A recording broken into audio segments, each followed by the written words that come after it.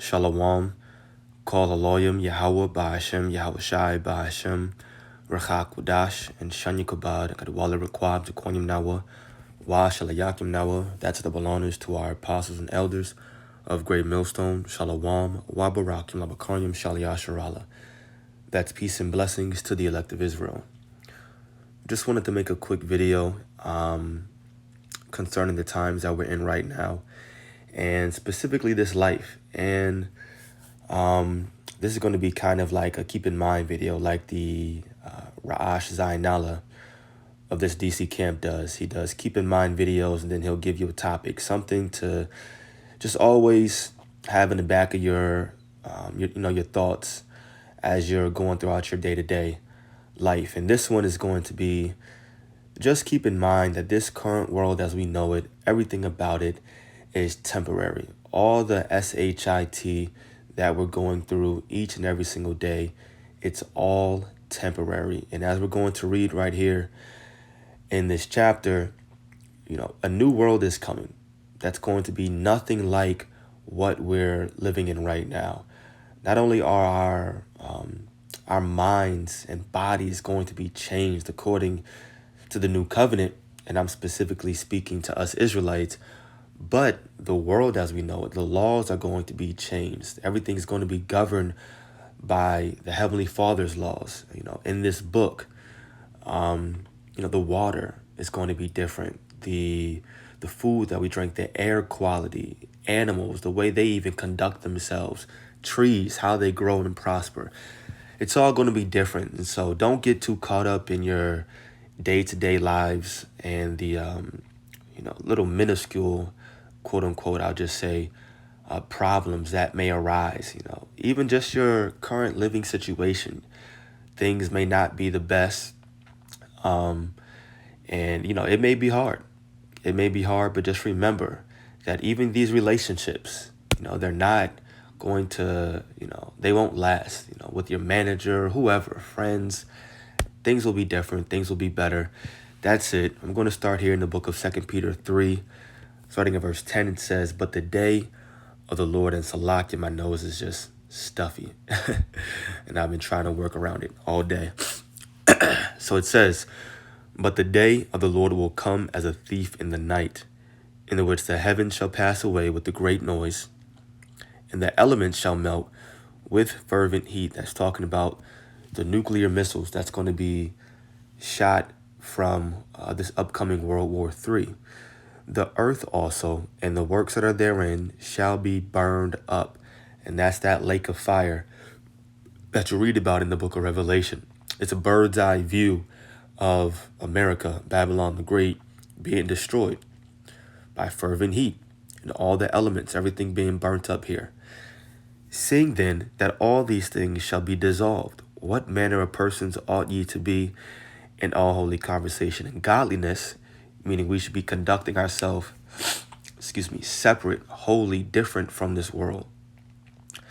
It says, "Looking for and hasting unto the coming of the day of the Most High, wherein the heavens being on fire shall be dissolved, and the elements shall melt with fervent heat." Man, my nose was not this stuffy prior to starting this video.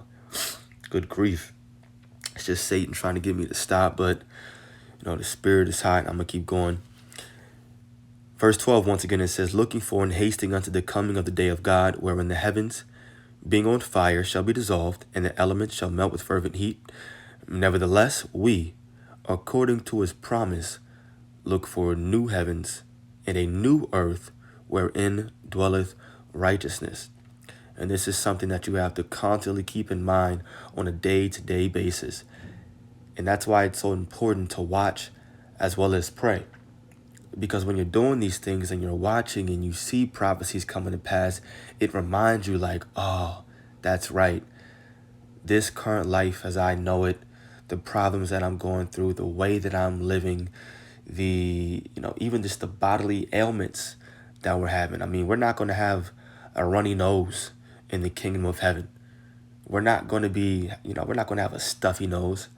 We're not going to be coughing and sniffling and crap like that. Maybe that's why the Lord made this happen as an example. Everything is going to be different. So we're looking forward to a new heavens and new earth. And you look up that word new right there, and both of those words right there, it's kaino in the Greek, which means a refreshed. This current world, this current life, it's going to be refreshed. Like I mentioned, the Heavenly Father's laws are going to be established coming from Jerusalem. That's going to be like the main hub of where everything is focused, is centered, right? And then there's so many more things that, we can't even imagine. And that's, I'll get that since I quoted it. Jeez. 1 Corinthians 2, or is it 2? Nope. 2 verse 9. I'll highlight it. It says, "But as it is written, eye hath not seen nor ear heard, neither have entered into the heart of man the things which the Most High hath prepared for them that love him." So there's so many things to look forward to. And you should use that as inspiration to keep fighting in this truth. Use it as motivation to keep propelling yourself forward on the path towards salvation. Because that's the end goal. That's the number one thing. When you step into this truth, you don't do it for anybody because your brother's in it, because your cousin or your best friend brought you in, or you've seen somebody who had a nice garment. You're doing it, and it should be, because ultimately you want to serve Yahweh Ba'ashem Yahushai and do his will. And then because of that, knowing you'll reap the reward of salvation. That's it. And there's so many things to look forward to. Salvation being the number one. And then the plenteous things that we're going to be given in the kingdom of heaven, which will be established here on earth. Here on earth. So all of this is temporary. And let me see if I can find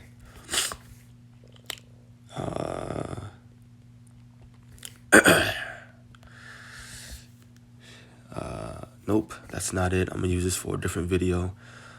The Lord's will. It's good though. It's good. Let me see. Maybe it's 2 Corinthians 4. It is. Starting at verse 16. One of my favorite precepts. It says, "For which cause we faint not, but though our outward man perish, yet the inward man is renewed day by day," talking about our spirit.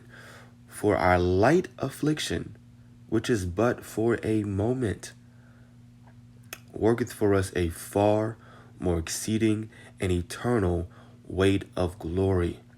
Always keep this in mind. What we're going through right now, no matter how hard it seems, no matter how long it's lasting, it's a light affliction compared to the glory that we're going to inherit. Very soon, might I add. We're most definitely at the end. So many prophecies are happening at the same exact time. You shouldn't be wondering in your mind if we're in the end or not. If you are wondering, well, you're obviously not watching enough. And that's our job, to be watchmen. We should be watching. So everything we're going through is a light affliction compared to what we're going to gain in the kingdom of heaven.